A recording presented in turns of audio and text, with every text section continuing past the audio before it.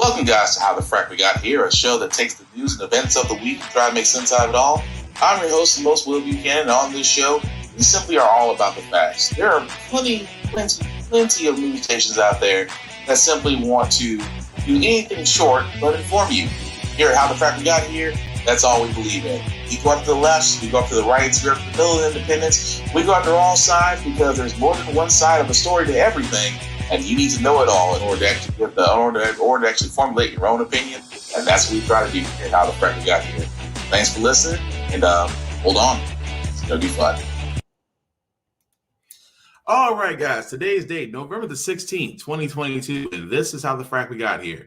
I'm your host, the most Will Buchanan on the Frack We Got Here. We do take the events of the week and try to make sense of it all. Before we get started, guys, let you know that even though we are a news podcast, we do try to be family friendly, but sometimes words do fly. At the same time, guys, maybe things that might be shown that might be too intense for younger viewers. So viewer discretion is advised. Really, aside from that, welcome. So, how do we start this? Well, by now, from a political standpoint, the Democrats have regained control of the Senate, but it does look like that the Republicans may actually get the House. The last count was 217. They are one representative away from actually controlling the House, which we kind of figured that was going to happen considering the scenarios we talked about the week before. That being said, guys, we did want to cover this because, yes, as we said, with the senator race in Georgia, it is going to a runoff between Herschel Walker and Raphael Warnock. However, if you ever needed a reminder as to why in the blue hell this really should be a contest, Exhibit A. Do you know we're the greatest country in the United States in the world because we have the United States military? The greatest country in the United States in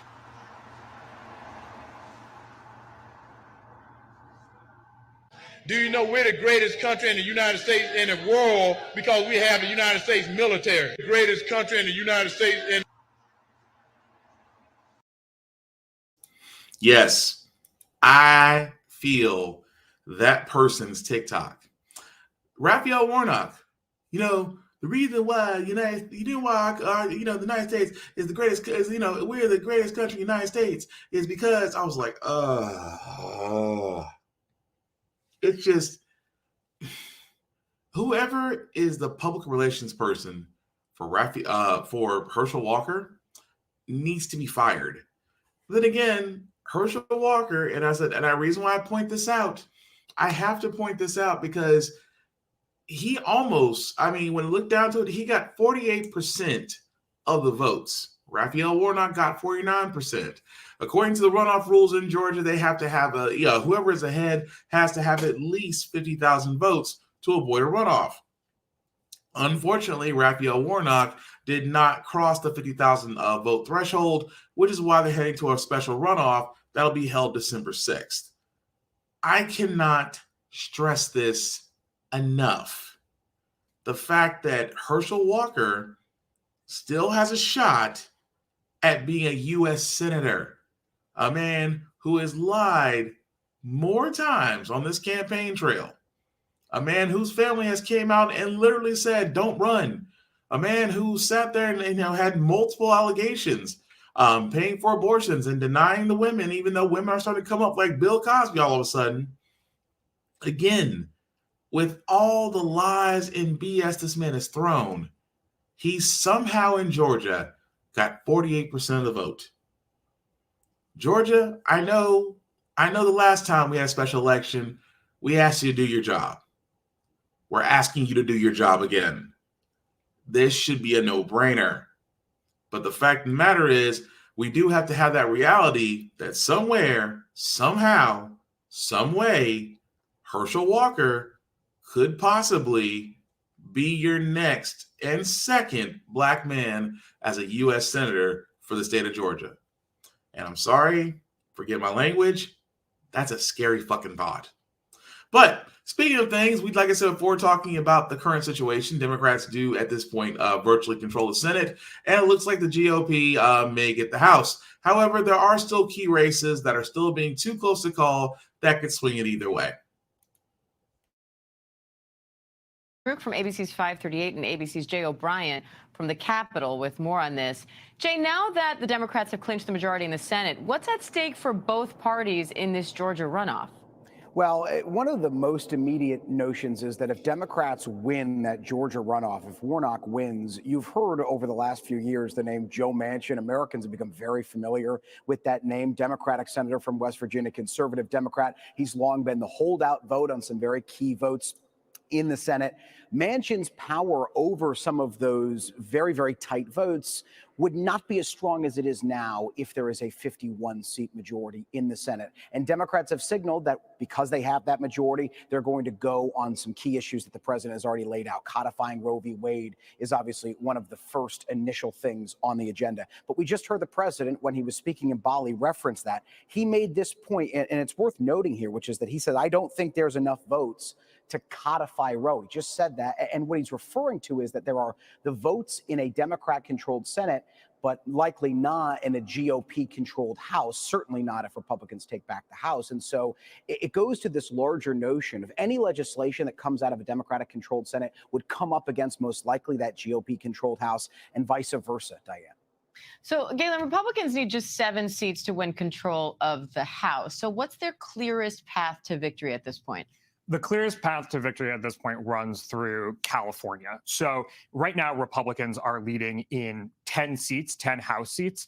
You know, of course, they haven't been projected yet, but we expect that at the end of this, once decision desks get to their, greater than 99% certainty, that this will be a narrow majority for Republicans in the House. And I should say what's happening in California right now is counting a lot of mail ballots. So California is a little bit unique in that mail ballots only have to be postmarked by Election Day. They don't actually have to arrive by Election Day. So ballots are coming, there's a lot of districts in California that only have, say, 50, 60% of the expected vote counted. And, it's not that those races are necessarily going to be super close. It's just that not enough of the vote is in. So there are a bunch of districts that we do expect to go to Republicans. And then there are some borderline districts that will decide, assuming that Republicans get to their majority, just how narrow that majority is. If it's only 1 or 2 seats, retirements, absences could really shake things up in terms of whether or not there are votes to get anything done in the House. So this could really be setting Republicans and Democrats up, Washington up for chaos, honestly. Just what we need, more chaos in Washington. Jay, Speaker Nancy Pelosi told George Stephanopoulos yesterday on This Week that she would not comment on whether she would run for Speaker again if Democrats do hold on to the House. Meanwhile, Republican House Leader Kevin McCarthy, he's already launching a run for Speaker. Talk us through those dynamics there and what comes next. Yeah, you're mentioning chaos. Galen is mentioning the slim majority. That's what we're facing right now. There's a lot of drama behind the scenes when it comes to McCarthy's bid for Speaker. We know that he has opposition among some of the further right members of his party inside the House Freedom Caucus. How much opposition there is unclear. There's likely to be a long shot bid to challenge him for Speaker, not necessarily a genuine bid that would throw McCarthy off balance, but to show the rest of the party that Kevin McCarthy doesn't have those 218 votes he needs to become Speaker. All right, Galen Druk, Jay O'Brien, thank you. All right, so really, as I said before, there are still some races that are actually happening out there with the House that hopefully by the end of this week we'll have a clearer picture. It is more than likely that the House of Representatives may be controlled by the Republicans, while the Senate and the presidency is still controlled by Democrats. So possibility remains that could actually happen, but will remain to be seen. I do find it interesting that Pelosi, of all people, is saying that she's not going to comment on leadership. I have been saying this for the longest time, that there needs to be term limits for senators and representatives in the same sense as the presidency. It actually should be the same level as the presidency. That term limits are 2 consecutive terms. So when we have a new president, or a possibility of having a new president, Senate and representatives should be on the same Senate and representatives should be on the same level. Because let's be honest, you have most folks who started off in Congress in their 20s usually don't leave until their 80s or 90s. Now, don't get me wrong about Pelosi. She has done some great things. However, I believe she has also been a big blocker of progressive ideas. Chuck Schumer has said a lot of progressive ideas, but has yet to bring anything to the table outside of a few measures. That being said, I just think that it's time for a more progressive stand for Democrats. I think the Democrats going forward need to start being aggressively progressive. Now, that will present a thorn in the side just because of a certain senator from West Virginia, Joe Manchin, who, let's be honest, was the albatross to Biden's progressive agenda, in which he abandoned and then went for a more centrist agenda. Which out of those things, some things got passed because Manchin signed on for him. Would he do the same thing again? Maybe, maybe not, considering that his seat of power in West Virginia might have been slightly altered, since basically what happened in West Virginia was, yes, he still remains senator, but the representative there has turned Republican. So, I mean, it could go one way, it could go another. But I think now Manchin is more apt to actually be listening. And Sinema, let's just be honest, she's going to go back and ask her Chamber of Commerce on anything that Congress gives her. So we shouldn't be expecting a lot from leadership skills from her. But yes, I still say that the Democrats need to do an aggressive, progressive front with those who are willing to do it. And I know, the Bernie Sanders, the AOCs, the Ilhan Omars, just a handful of those who I believe would actually push things forward. However, if we look at the GOP, it seems that, well, even though they may get the House, Kevin McConnell, I'm sorry, not Kevin McConnell, Mitch McConnell, Turtle Moscow Mitch, is pretty much staking his claim. I mean, if you can't be Senate, why not be House Majority? And yet he tried, but this is the beginning of the story. Let me start with you, because I am looking at a letter that Rick Scott has now sent to his colleagues that NBC News has obtained. And he says, despite what the armchair quarterbacks on TV will tell you, there is no one person responsible for our party's performance across the country. But he says we have a clear choice to make. He says, if you simply want to stick with the status quo, don't vote for me. I don't think he ever says the name Mitch McConnell in this letter. But it is very clear that Rick Scott wants to force this showdown between the two of them. The two that have had, by the way, months of, I don't want to say bad blood, but less than copacetic working professional conditions, if you will. Talk us through this, because Mitch McConnell, unlike Kevin McCarthy on the House side, only needs, 25 Republican senators to back him, and he's the Senate leader again. That's right, Hallie. This is just breaking in the last few minutes. Rick Scott, the Florida Republican senator, has officially announced in a notice to colleagues that he will challenge Mitch McConnell to be Senate Republican leader. Now, this is, of course, for the position of minority leader, not majority leader, that both these men expected, to have the position of heading into the next year. It comes after Republicans vastly underperformed in these Senate races. They'll either end up even in the 50-50 Senate or down one seat if they end up losing the Georgia runoff on December 6th. And this comes after months of, yes, Hallie, bad blood between Mitch McConnell and Rick Scott. It is now spilling out into the open in a way that we've never quite seen before. This is a clash between these two men over strategy and vision for the future of the Republican Party. Rick Scott has made his differences with Mitch McConnell either subtly or overtly known, most notably when he released a long policy agenda for how he wants Republicans to govern, and McConnell immediately rejected it. That included provisions like making sure all Americans pay some federal income tax. Democrats had a field day with that, arguing that would be a big tax increase on working Americans. It would sunset all federal laws after 5 years. Democrats said that means Social Security and Medicare are gone. And McConnell was quite upset about Rick Scott putting out that agenda. And, then you had the election that happened. So right now, the math is quite simple. McConnell is the clear odds-on favorite to get reelected Senate Republican leader. But this is still the most significant challenge we've seen to his reign in his decade and a half as Senate Republican leader. It shows some real discontent, and it's coming more from the grassroots level, Hallie, than it is from the Senate Republican caucus. Many of them don't blame Mitch McConnell. Many senators don't blame Mitch McConnell for the poor election showing. A lot of them blame Rick Scott. A lot of them blame Donald Trump. We'll see the. So, long story short, what actually happened there? Keep in mind, this was Senate minority leader, not Senate majority leader for the next term. That Rick Scott, if you don't remember who he is, he's the evil villain from Florida. The guy who single-handedly tried to kill Medicaid in Florida. The same guy who was a part of a campaign finance group in case millions of dollars was unaccounted for, and he was behind it. basically he said he's pretty much saying that Mitch McConnell needs to go as Senate Minority Leader and that he wants to take in place. Now, of course, like the journalist said, it does not take much to basically get ships the powers to that level of leadership in Congress if you have 25 people or more backing you up. Unfortunately, Rick Scott was facing an uphill battle as basically 80% of the GOP has put their faith in McConnell. So Turtle Moscow Mitch will be at the reins again as Senate Minority Leader. But we really shouldn't be surprised by that. But overall, I mean, the red wave really wasn't the red wave they thought it was going to be. It was more like a trickle, more like a puddle, more like a shot of cafe espresso in a Starbucks that they'll never enter into. But again, with the House races still being looked into and the one Senate race that is still out there, aside from the one in Alaska, all we're saying, Georgia, please, Georgia, you have one job.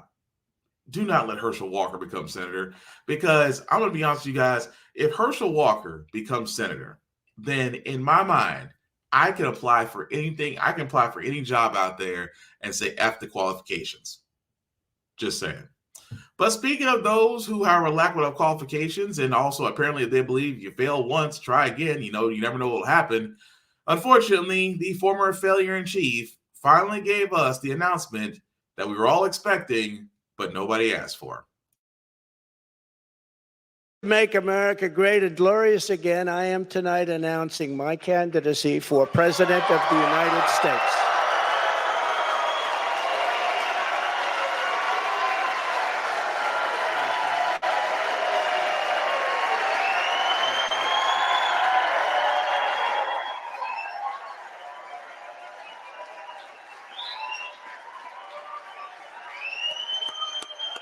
Thank you, Chris. Thank you. All of you.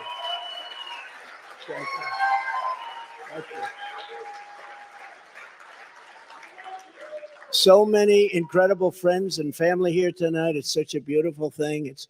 Some people say, how do you speak before so many people all the time? When there's love in the room, it's really easy. If you want to know the truth, it really is. You ought to try it sometime. Together, we will be taking on the most corrupt forces and entrenched interests imaginable. Our country is in a horrible state. We're in grave trouble. This is not a task for a politician or a conventional candidate. This is a task for a great movement that embodies the courage, confidence, and the spirit of the American people. This is a movement. This is not for any one individual. This is a job for tens of millions of proud people working together from all across the land and from all walks of life, young and old, black and white, Hispanic and Asian, many of whom we have brought together for the very, very first time. Yeah, no. Again, Trump announcing his 2024 president candidacy, and it's just like, nobody asked for this. And of course, the GOP, from what it looks like, if you've been paying attention to Fox and every other site outside of Newsmax, they're starting to kind of wean away from Trump. And I find it interesting that they were pumping Trump so much that it was pretty much might as well be state news. But now, Trump trying to come back, I think is not surprising, considering this man is under a multitude of lawsuits, under a lot of investigations, both federal and on the civilian level, and yet he wants to announce his presidency. But here's the scary part about that. Just like Herschel Walker, he has a cult-like following of people out there that will be behind him, and it's not a small number. And that's what a lot of people. That's what I'm trying to tell a lot of people. It is not surprising how big that number really is, that he can go out there, say he's running for president again, and people will eat that mess up.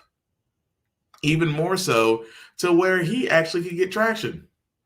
Because keep in mind, it's scary, it's frightening, but at the same time, it is amazing how much he has actually hit the pulse of America, especially specifically those who feel and talk and act just like him.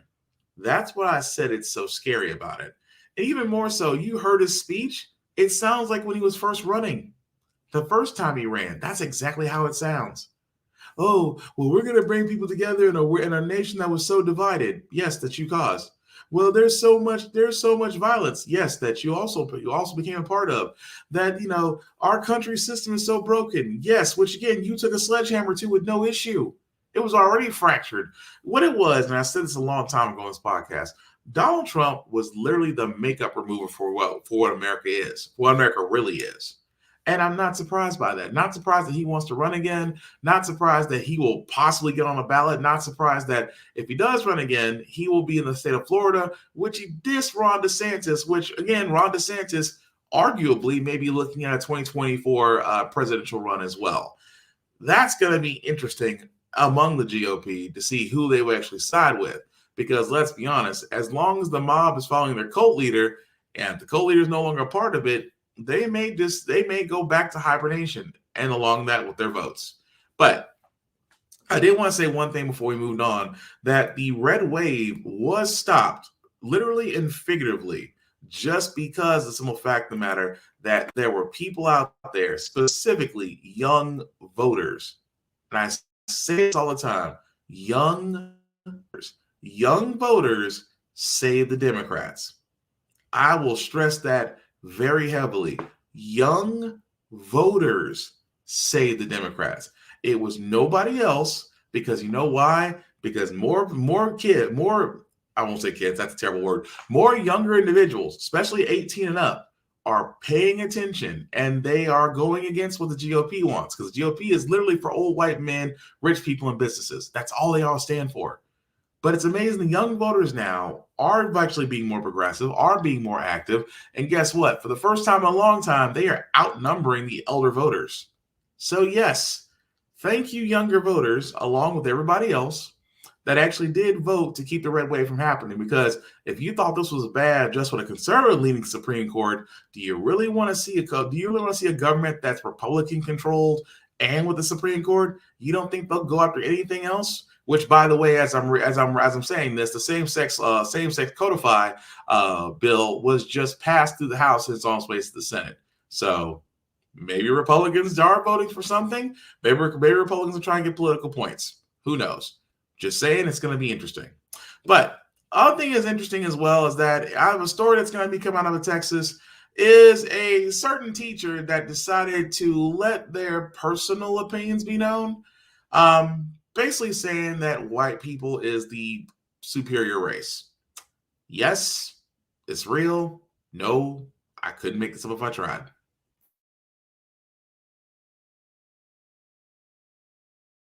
Tonight, an update on a story we told you about back on Friday night. A teacher at Bowles Middle School in Pflugerville was caught on video telling an 8th grade class that his race is superior. No longer works for Pflugerville ISD. KVU's Darenish Shaharan has the latest update for us tonight. Hey, Darenish. Quita, Brian, Pflugerville ISD still hasn't confirmed the teacher's name, but one child seen in the video is the son of well-known music producer Southside, and his Instagram post about it has gone viral, getting almost 300,000 views. But that's not all. Notable celebrities and blog sites have also posted the video in outrage. I spoke with the student and his mother. They both hope this classroom issue can be a lesson for everyone. Deep down in my heart, I'm ethnocentric, which means I think my race is the superior one. Yeah. Carmelo Llewellyn still trying to understand why his 8th grade advisory teacher told the class his race is superior. How did that make you feel? Kind of upset, kind of mad. In the video from Thursday, you can see the 13-year-old asking to go to the restroom. Then the conversation took a turn. Hey, I think everybody thinks that. They're just not honest about it. Hey, I'm not racist, though. I like all types of kinds. Did I say I don't like people? People only think that. Wait, so you said you are what? You are racist? You're saying you're racist? I think everybody's a racist at that level. No, I was mad because, I was just mad. He should be a teacher. Mad for multiple reasons. Carmelo's mom, Janae Hardy, says her son told her right away, but staff at Bowles Middle School didn't call her. If someone should have contacted me personally if you're talking to my child and have my child write the statement. Pflugerville ISD says as of Monday, the teacher no longer works for the district, and quote, "We want to reiterate that this conversation does not align with our core beliefs and is not a reflection of our district or our culture," end quote. Teachers don't entirely shed their First Amendment rights when they walk into school or classroom, but there's definitely limits. UT education professor David DeMatthews says it's clear this teacher was not fit for the classroom, and the need to invest in thoughtful and well-trained teachers has grown. Teachers are underpaid. A lot of our teachers now in the state of Texas, 60% come from alternative certification backgrounds. They tend to be underprepared. But Carmelo's mom prepared him for the tough conversation. I actually respected you for a while, but like now, I don't even got no more respect for you. He did what he was supposed to do, and that made me feel good. The family hopes this can be a lesson for everyone. Just don't be afraid to speak up, because if you don't speak up, nothing's ever going to get fixed or changed. Just like, don't hurt people's feelings. Carmelo's mom says she thought about pulling him out of the school, but a few teachers reached out to her to let her know that that teacher was in the wrong, and they stand with her. Okay, so just to give us a little bit more background on that story, the teacher has actually been fired. But you know what's so funny about it? That I always notice out of these stories, why in the blue hell do they never say the teacher's name? Like, I don't understand that. The teacher, an 8th grade teacher in Texas, turned around and told a group of students that, yes, I believe that my race is the superior race. And they were worried about CRT. Imagine for a second, a group of Texans put in a law that says we are banning CRT.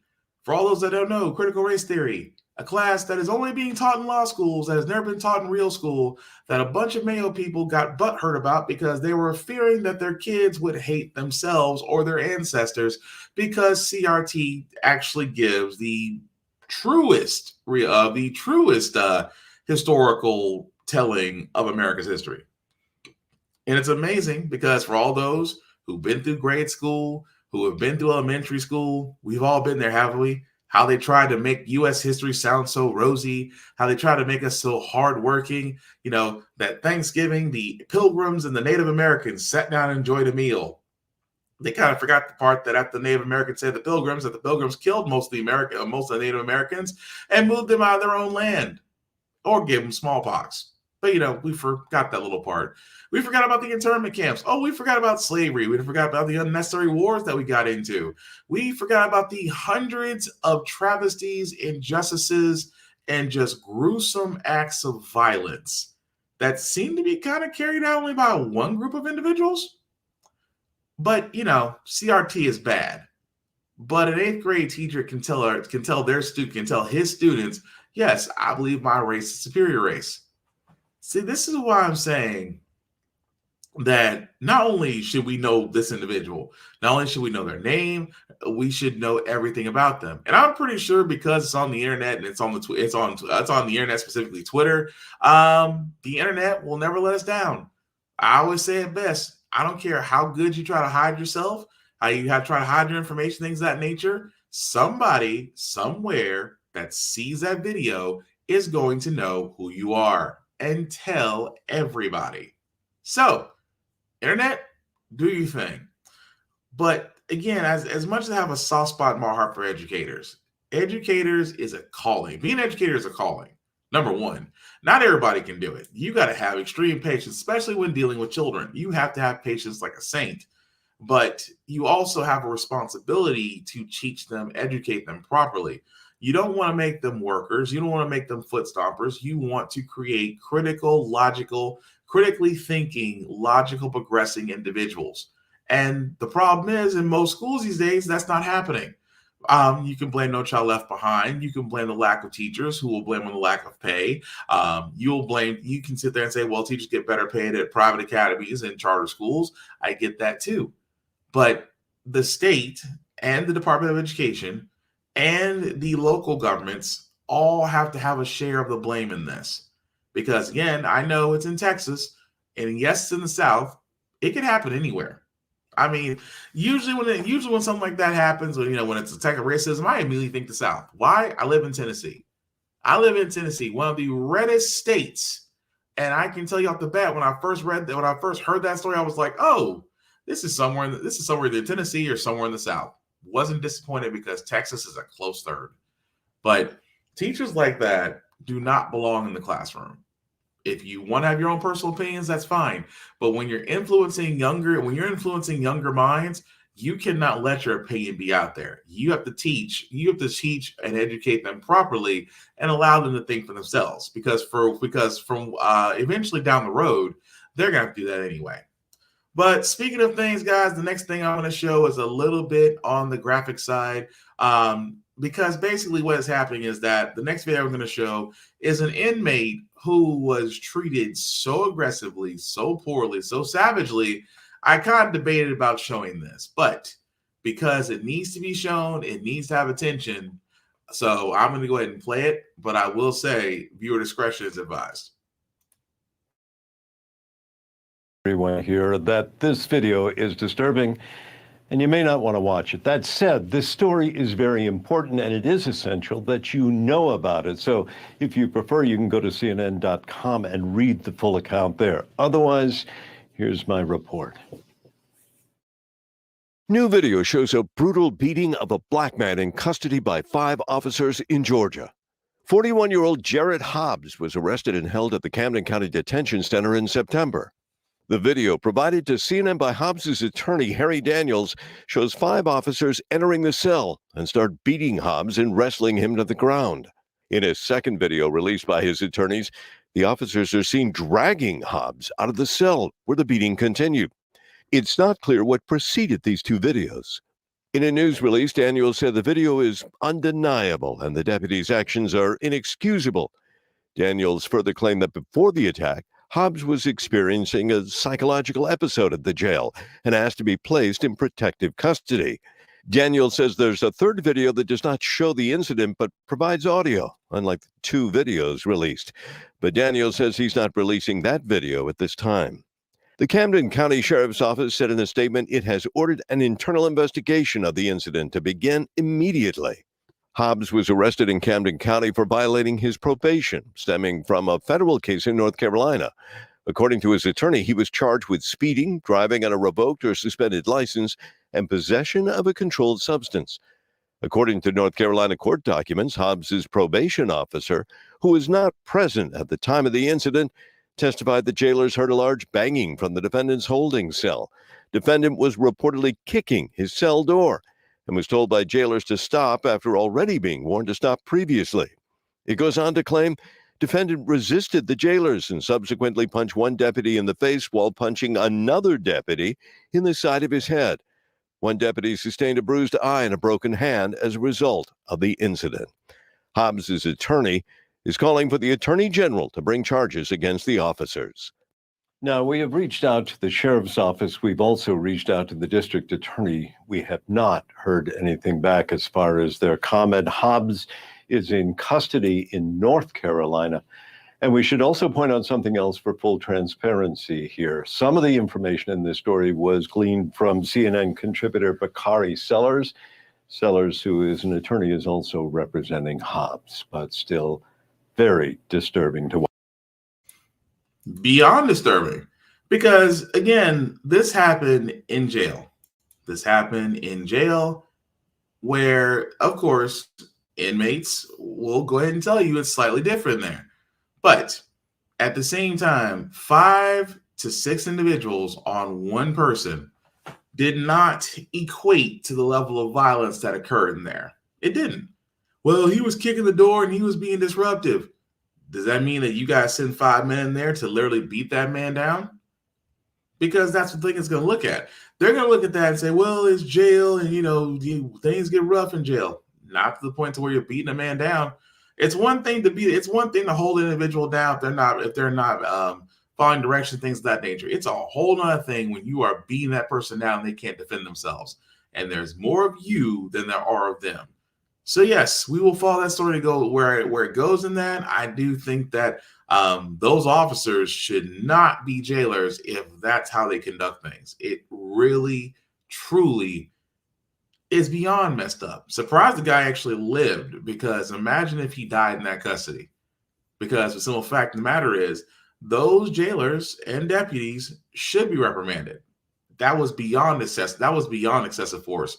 They try to say, well, he broke somebody's hand, he broke somebody's eye. He busted somebody's eye and broke their hand. So that meant that all 6 of y'all had to jump him? Sounds a little fishy to me. The excuse that was given just ain't holding up. It's definitely some weak sauce. But as I said, we'll follow that story as it comes along. Moving forward, guys. Again, another strike. Another worker said to go on strike. This time, University of California. Why? I wonder why all the time a lot of people like Kellogg's and John Deere and other manufacturing plants that we talked about, nurses, educators, why do they go on strike? I can only wonder. Historic strike at the University of California. Nearly 50,000 academic workers walking off the job at the system's 10 campuses. Kana Whitworth is back with that story for us. Good morning again, Kana. Yeah, Robin, good morning. It's hard to believe here. Nearly 48,000 academic workers going on strike. We're talking about researchers, grad students, tutors, and fellows. These are the people that actually do a bulk of the teaching at these universities. And things have gotten so difficult, cost of living so high, that according to the LA Times, in some cases, they're asking to nearly double their pay. And in addition to these significant pay increase asks, they're looking for more benefits like childcare subsidies, health care for dependents, longer family leave, and public transit passes. Now, these strikes have forced class cancellations. They've closed down labs and caused other academic disruptions, of course, right before the Thanksgiving break and just before the final exams. Negotiations between UC and the unions, listen, they've been ongoing since the spring of 2021, but right now they appear to be deadlocked. The UC system saying, to quote here, it believes its offers are generous, responsive to union priorities, and recognize the many valuable contributions of these employees. But clearly those employees think differently. And listen, strike activity has been increasing across the country and in other school districts as well, like we saw in Michigan. Also, many employees at companies like Starbucks and Amazon are also fighting for union representation as well. And Michael, here in California, there is really no end in sight yet. All right, Kana, thank you so much for that. So again, I feel like we're doing the same merry-go-round, because what are the demands including? That these workers, these academic workers at University of California, what are they asking for? Higher wages, improved leave, child care support, and funding for public transit. But what's that one big thing that we keep hearing? Higher wages. Higher wages. And it amazes me that employers seem to just either don't care or protect profit first. Because these are the same employers that'll sit there and argue and cry about, workers just going to find the best. Workers are just always going to be job jumping. Cool. I say all the time, maybe you should, because there's no such thing as corporate loyalty. There's not. If you croaked, or let me use a better word, if you died at your job, at the end of the month, that job will post that job opening for your former position faster than your obituary can be put out. Jobs don't care. And I know you probably see a TikTok's been going around like saying, be the last one in, but be the first one out, and do the minimum. Well, that's what a lot of people done. Corporations try to call it quiet quitting, which you've noticed, no one says quiet quitting anymore, because it was a corporate buzzword to inflict shame upon workers. Which it's like, well, quiet quitting, you do everything up until a certain point and then you just stop. Oh, you mean actually doing your job from a certain time slot because that's what you pay me for. But it is amazing to me that corporations, the same way like the government, this could all be solved very simply. Give people more. Pay them more. Pay them more, you won't have a wage issue. Pay them more, everybody shows up. Pay them more, you don't have a staff shortage. Pay them more. Amazing when you pay somebody more, how quickly their attitude changes and how quickly your staffing keeps to go back to being normal. But unfortunately, in this world that's ran by corporations, instead of paying people more, they believe in increasing profit but downsizing on their workforces. Don't believe me? The tech industry is about to basically get the recession that they all whined and cried about. Amazon is reportedly poised to lay off some 10,000 workers starting as soon as this week. According to the New York Times, it's the largest round of layoffs in the company's history. Business reporter Alexis Christoforous joins me live now for more on this. Alexis, why are they doing this? Well, a lot of tech companies are doing it. Unfortunately, Amazon is just the latest one. Of course, this comes on the heels of similar belt tightening at Facebook parent Meta, which laid off 11,000 workers just last week. Twitter, which sliced its workforce in half after Elon Musk's takeover, and job cut announcements at Lyft, Stripe, and other tech companies. Now, a lot of these tech companies, of course, rely on advertisers for a huge portion of their revenue, but a growing number of those companies are shrinking their ad budgets amid high inflation and the slowing economy. Also, a lot of tech companies went on a hiring spree during the pandemic. Amazon alone hired about 800,000 people over the last couple of years to meet the surge in demand from online shoppers as we all spent more time at home. But of course, as the economy reopened and consumer prices soared, people shifted their time and money away from buying stuff and instead to things like going out and travel. And now these tech companies are trying to adjust their payrolls in order to get back to those pre-pandemic levels. Now, I know demand may be going down overall because, again, we're kind of coming out of the pandemic, but holiday season's coming up. Right. Online shopping ramps up during that time. So what is that going to mean for that? Will there be an impact? You know, we're not expecting there to be. The holidays are so important to these companies. For Amazon, they make up most of their revenue during the holidays. You have to believe that they feel confident that they can let these workers go and still be able to meet demand during what they now believe to be a less busy holiday season than they have seen over the past couple of years. Does this offer any insight into sort of the bigger picture on the jobs market? Are we seeing that weakening? What does this mean for potential recession? Are there tea leaves here? Right. Those are the questions, and economists are also asking the same questions. Overall, tech companies make up just 2% of the employment picture in this country, so not as big as you might expect. But what starts to happen is there's sort of this contagion. Other companies might start tightening their belt, and also consumers, even if they have jobs, may start to feel fearful about their jobs and maybe not go out and buy the car and not go out and do a big holiday spend because they want to be more budget conscious. But many people are saying this could become a self-fulfilling prophecy, and we could still see a recession, a mild one, at some point next year. What are you watching for as indicators of whether that is or isn't happening? Inflation. We keep talking about it. We're going to get new inflation numbers next month. The Fed meets again next month. We're going to see if they start to pull back on those interest rate increases. And once we really get a feel like inflation is indeed trending lower, maybe companies will also feel better about it and not want to lay off workers. All right. Now, amazing. It's amazing. Like I said before, guys, I've said it once. I'll say it again. We should not be surprised. We shouldn't be, because Amazon, keep in mind, this is just this week. Just this week, Amazon cutting 10,000 jobs. But that's not the only thing. Microsoft cutting 1,000 jobs. Uber, Lyft, Peloton, Meta. I mean, you can go from, jobs being cut from as small as 100 to as up as high as 10,000, 11,000 if you count Facebook or /Meta. And the reason why I say that is because these companies are trying to increase their profit. And I hate to say it, it's the business model that did work at some extent. That gas stations, oil companies basically did the same thing. They decreased production, but their profits still increased regardless. So a lot of these companies, especially in the tech world, are going, let's use automation to the best of our abilities and see if that increases our bottom line. At the same time, we can get rid of unnecessary funding. In this case, workers. Is it messed up? Completely and utterly, absolutely. That, Amazon of all places will be cutting the largest number. But they blame recession. That's the thing that always kills me. They blame recession and inflation. Easily solved, because paying people more, paying the general population more is what got us out of the Great Depression. Paying people more is what got us out of our mild recession under Obama. Paying people more will do the same thing for this situation. is the fact that when Republican administrations were taking away from the middle class and the lower classes and giving it everything to the top 1%, we had these recession areas.